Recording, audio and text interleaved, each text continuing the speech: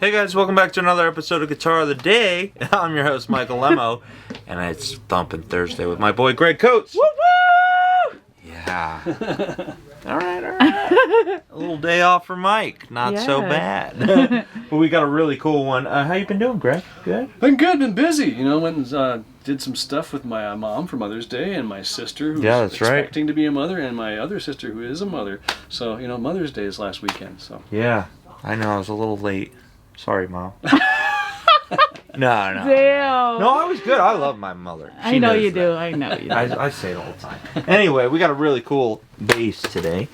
This is a 1973 Fender jazz bass.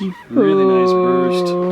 Really nice. I love this. It's so cool. Yeah, the black binding, the black block inlays are really cool. Everything on it's intact. I mean, I think I took a look at the back of it, and it's a two-piece body. You can see the seam on the very bottom, but it's mostly one piece.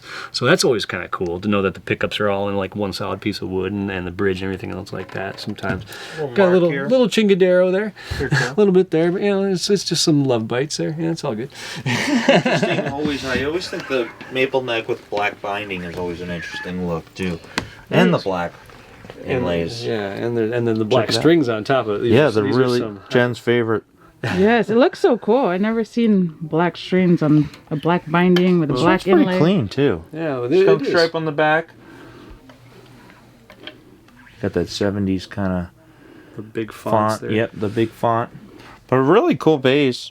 I think we've only had this for only a couple days already, so yeah, nice burst. Not long. They did a good job on it. And a nice tortoise guard too. Yeah. So how's it feel, Greg, when we tried it? Really good. I mean, it plays super easy. This is like it's got a nice round profile. From this time, the 70s. I like the jazz basses from this time. It seems like got like a small baseball bat feel to the back of the neck. It's real round, kind of feels like some of the early Gibson, kind of early 60s Gibson Guitarist in my hand. But I like it. It's nice, narrow spacings, easy to get around on, real nimble, really quick necks, you know. Pretty flat, right? The radius, even though it is a 7.25, I believe on this, it still feels pretty flat, you know, compared to some of the other more older vintage guitars. So, but I liked it a lot. It's really nice. The covers are all in place. Everything's original from what I can tell. The pickup sounded great too. So, really nice. Awesome. Yes. Maybe we should take it out. All right. Should we? So I can sit at the desk, answer the phone, and listen to Greg play. Here you go, Greg. Let's see. I swear I didn't do this. Let's go. Really nice. See what these black strings sound like. Hi, everybody. Greg Coates out front here at Norm's Rare Guitars. Today we've got a 1973 jazz bass with the black block inlays and the black binding on it. All the covers are in place here. It looks completely original, and very little sign of wear, except maybe around the neck bolts. Looks like a two-piece body, a really subtle seam here, but so it's mostly a one piece where the pickups and everything are mounted. It's always good to find that out when you're looking at a bass. But it's got that little bit of a weight of the 70s Fenders to it, but it's a nice meaty sound, nice round neck. We got some black, looks like I think DR strings on here, round ones on here. They're not tape wound, so they're going to be a little snappier than what you might expect here. But so we'll check out the neck pickup first.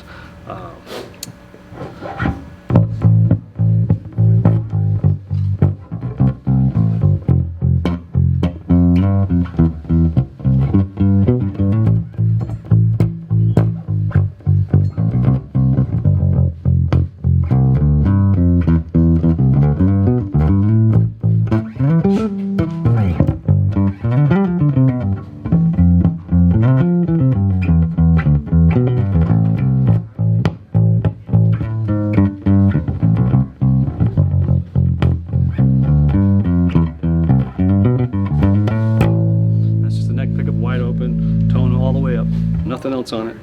And here is the both pickups, bridge and neck.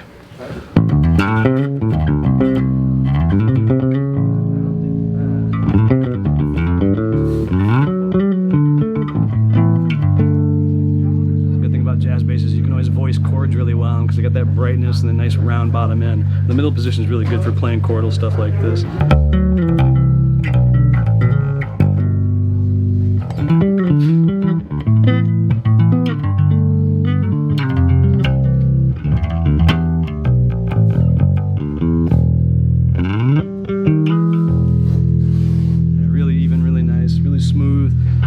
and the bridge pickup on its own.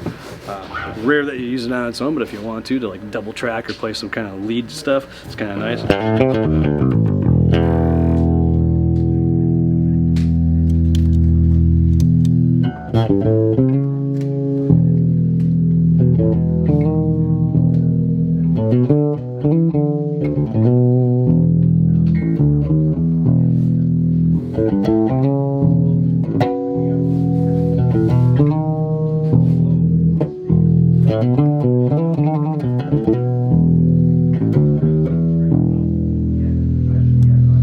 Both together again.